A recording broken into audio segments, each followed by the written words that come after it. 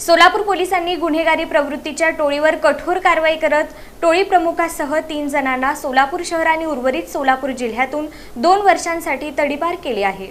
सोलापूर शहरातील कायदा आणि सुव्यवस्था अबाधित राखण्यासाठी सोलापूर पोलिसांनी गुन्हेगारी प्रवृत्तीच्या टोळीवर कठोर कारवाई करत टोळी प्रमुखासह 3 जणांना सोलापूर शहर आणि उर्वरित सोलापूर जिल्ह्यातून 2 वर्षांसाठी तडीपार केला आहे। तडीपार करण्यात आलेल्यांमध्ये टोळी प्रमुख नागेश यल्लप्पा मंठाळकर वय 25, अनिल श्रीनिवास विटकर वय 22 आणि शुभम तानाजी धोत्रे वय 21 यांचा समावेश आहे। तिघेही रविवार पेठेतील कुचन हायस्कूल परिसरातील रहिवासी आहेत। पोलीस प्रशासनाने दिलेल्या माहितीनुसार संबंधित टोळीविरुद्ध सन 2022, 2024, 2025 आणि 2026 या कालावधीत अनेक गंभीर स्वरूपाचे गुन्हे दाखल आहेत।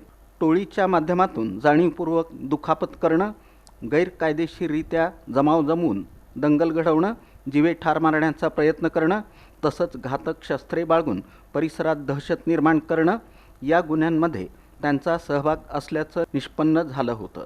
या पार्श्वभूमीवर जोडबाई पेठ पोलीस ठाण्यानं तडीपार प्रस्ताव पोलीस उपायुक्त परिमंडळ यांच्याकडे सादर केला होता। या प्रस्तावाचा सखोल अभ्यास आणि सुनावणी केल्यानंतर पोलीस उपायुक्त परिमंडळ प्रीतम यावलकर यांनी तिन्ही आरोपींना सोलापूर शहर आणि उर्वरित सोलापूर जिल्ह्याच्या हद्दीतून 2 वर्षांसाठी तडीपार करण्याचा आदेश जारी केला।